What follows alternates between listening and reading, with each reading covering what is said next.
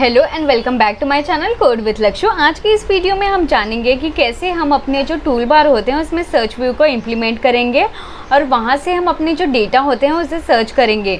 तो आज का जो वीडियो होने वाला है उसका आउटपुट मैं आपको दिखाती हूँ। तो ये मैंने अपना मोबाइल स्क्रीन को विजिबल करके रख दिया है।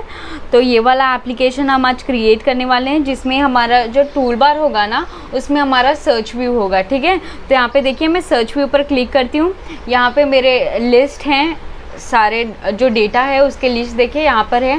फॉर एग्जांपल इसमें से अगर मुझे कुछ नाम सर्च करना होगा, दैट इज़ बसंती सर्च करती हूँ मैं। तो यहाँ पे सिंपली बी लिखी तो देखिए जो भी जैसे ही आप लिखना स्टार्ट करते हो वो आपको उसके डेटा में जो अगर वो होगा तो उसके हिसाब से वो आपको दे देता है। फॉर एग्जांपल अभी ए लिखूँगी तो ए से जो भी स्टार्ट होता होगा वो उसने दिया मुझे। अभी देखिए एच से करूँगी तो जो एच से स्टार्ट हो रहा है वो दे रहा है। तो ये कैसे, जैसे ही हम टेक्स्ट लिख रहे हैं उसके हिसाब से जो भी मैचिंग उसे मिल रही है वो डेटा हमें ला के दे रहा है। लास्ट वाली वीडियो में हम देख रहे थे जब हम एग्जैक्ट नाम डाल रहे थे तो ही वो डेटा हमें सर्च करके दे रहा था। पर इस वीडियो में जानेंगे कि कैसे हम एक दो अल्फ़ाबेट लिखने के बाद ही जो डेटा होता है उसे हमारा कैसे डिस्प्ले कर पाएंगे। ओके, तो चलिए इसे बनाना स्टार्ट करते हैं। तो सबसे पहले तो आपको एंड्रॉयड स्टूडियो को ओपन करके रख लेना है। तो यहाँ पे देखिए मैंने एक एम्प्टी प्रोजेक्ट ऑलरेडी क्रिएट करके रख दिया था, सर्च टूल बार एग्जाम्पल करके नाम का। आप जो भी नाम देना चाहते हो आप दे सकते हो। मैंने तो ये नाम फॉर एग्जाम्पल के लिए देना चाहा तो इसके लिए मैं दे दी, क्योंकि मैं आपको बता रही हूँ, राइट। तो इसके बाद आपको करना होगा क्या, आपको रिसोर्स के फोल्डर में जाना होगा। रिसोर्स के फोल्डर पर राइट क्लिक करना होगा, देन यहाँ से न्यू, फिर यहाँ से एंड्रॉयड रिसोर्स डायरेक्टरी पर क्लिक कर लेना और यहाँ पे इसको डिलीट करके आपको सिंपली मेन्यू नाम रख देना है और यहाँ से मेन्यू सिलेक्ट कर लेना है और यहाँ पे ओके कर देना है। ओके, तो यहाँ पे देखिए मेन्यू का एक फ़ोल्डर बन गया, उस पर राइट क्लिक करो, न्यू, और यहाँ पर एक मेन्यू रिसोर्स डायरेक्टरी बनाओ। इसका नाम दे दो मेन्यू करके और यहाँ से एंटर कर लेना है। फिर यहाँ से इसको ऐसे स्प्लिट हो जाओ और उसके बाद यहाँ पे मेन्यू के अंदर हम अपना कोडिंग का सेशन स्टार्ट करते हैं। तो यहाँ पे आपको सिंपली एक आइटम को ऐड करना है, आइटम लिखेंगे। उसके बाद यहाँ पे हम सिंपली इसको एक आईडी दे देंगे और इसका आईडी का नाम होगा search_view। और इसके बाद यहाँ पे आइकन डिस्प्ले कराना है तो सिंपली आइकन लिख देंगे और हमें आइकन्स चाहिए होंगे, राइट। तो हम सिंपली ये वाला जो आइकन है मैं यूज़ कर रही हूँ सर्च बार का, मैं अपने डिस्क्रिप्शन में दे दूँगी, आप वहाँ से उसे ले लेना। या फिर आपको आपके पसंद का जो भी आइकन चाहिए आप गूगल से उठा के भी उसे कॉपी पेस्ट कर सकते हो, राइट। तो यहाँ से मैंने इसको कॉपी करी, ड्रॉएबल में राइट क्लिक की, पेस्ट करी और यहाँ पे इसका नाम दे देती हूँ search_icon और यहाँ से ओके, और यहाँ पे अभी सर्च आइकन पास कर देती हूँ। ओके, और उसके बाद यहाँ पे हम इसको टाइटल दे देते हैं सर्च करके और यहाँ पे शो एक्शन है, शो एज एक्शंस करेंगे हम लोग। तो इफ रूम और फिर ये स्ट्रेट लाइन डालेंगे और यहाँ पे लिखेंगे विथ टेक्स्ट। ओके, ये वाला लाइन लिखना मिस मत करिएगा।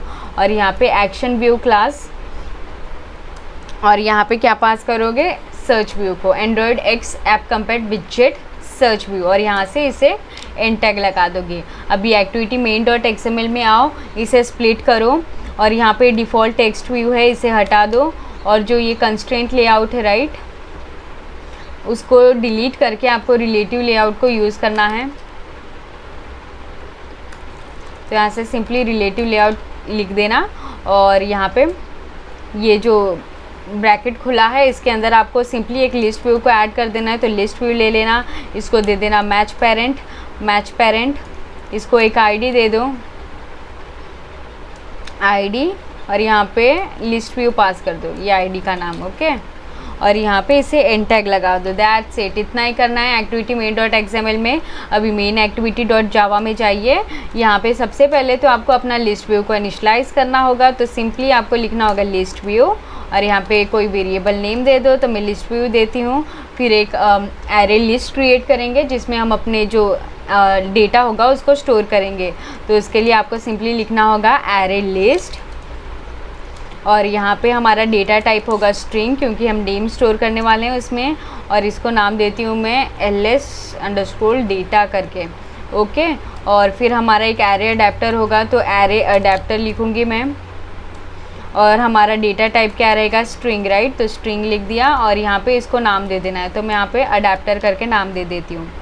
अभी जो हमारा लिस्ट व्यू है उसको इनिशलाइज करूँगी, तो इसके लिए लिखूँगी list view is equals to find view by ID r.id और यहाँ पे लिस्ट व्यू को डिक्लेयर कर दूँगी।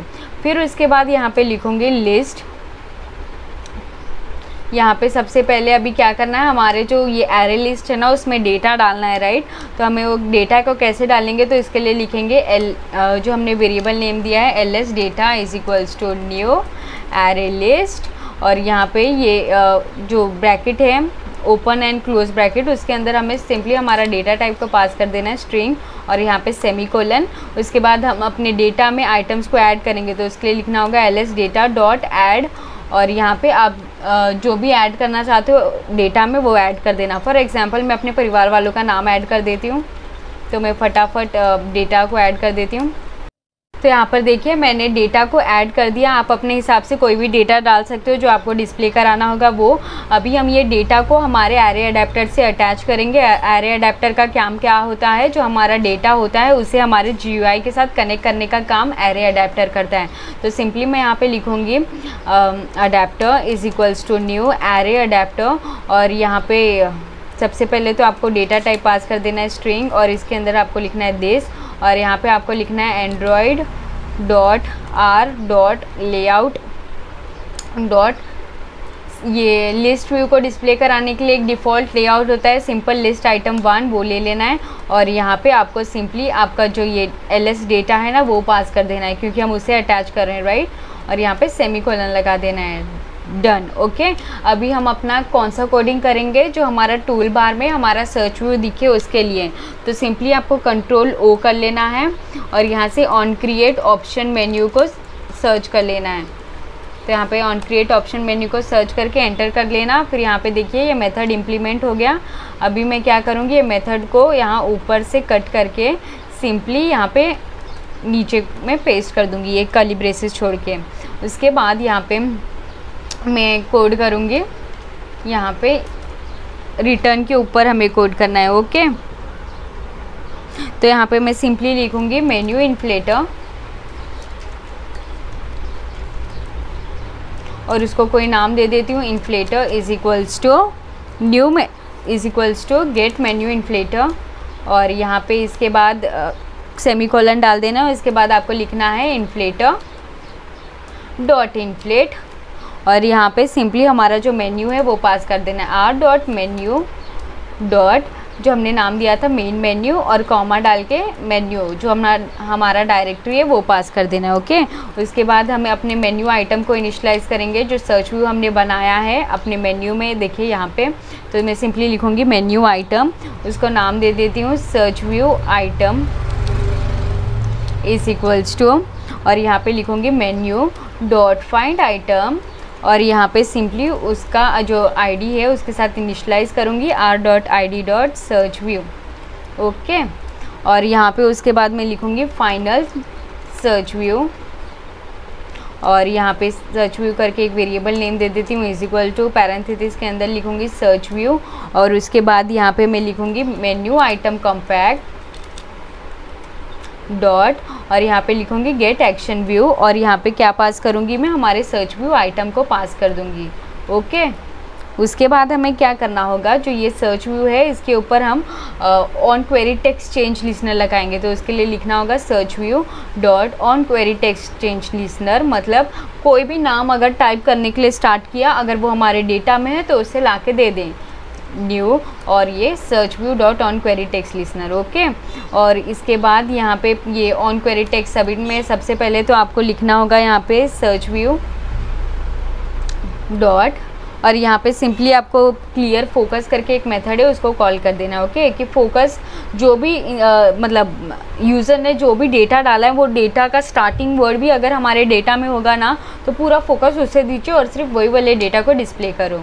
On query text change listener में यहाँ पे हमें सिंपली लिखना होगा adapter dot gate filter dot filter किसको करोगे न्यू टेक्स्ट, जो भी यूज़र ने टेक्स्ट डाला उसको। ठीक है, तो यहाँ पर ये हो गया।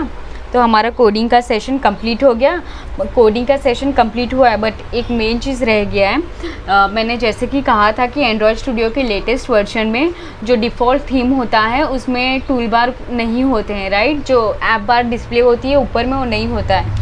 तो उसको कैसे आप एनेबल करोगे, तो आपको सिंपली यहाँ पे देखिए रिसोर्स के फोल्डर के अंदर एक वैल्यूज़ का फोल्डर मिलेगा, उसके अंदर आपको थीम्स का एक और फोल्डर मिलेगा, सब फोल्डर। तो themes.xml में आपको जाना है। ये नो एक्शन बार के जगह में आपको सिंपली डार्क एक्शन बार सिलेक्ट कर लेना है। तो यहाँ पे मैं डार्क एक्शन बार लिखूँगी, सेम theme.xml नाइट के लिए भी। तो यहाँ पर मैं आई और इसको यहाँ से डिलीट करूँगी और यहाँ पे सिंपली डार्क एक्शन बार, ओके। और अभी अपने एप्लीकेशन को रन करके दिखाती हूँ मैं आपको। तो यहाँ पर मैंने अपने एप्लीकेशन को रन कर दिया है और यहाँ से सिंपली मैं अपने मोबाइल स्क्रीन को विजिबल कर देती हूँ।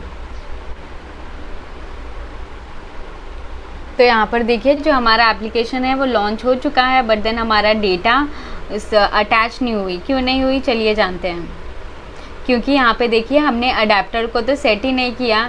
तो यहाँ पे हमें सिंपली लिखना होगा list view dot set adapter और यहाँ पे हमारा जो अडेप्टर है उसको पास कर देना है। और अभी हम अपने एप्लीकेशन को रन करके देखते हैं और देखते हैं कि हमारा जो डेटा है वो अटैच हुआ है कि नहीं।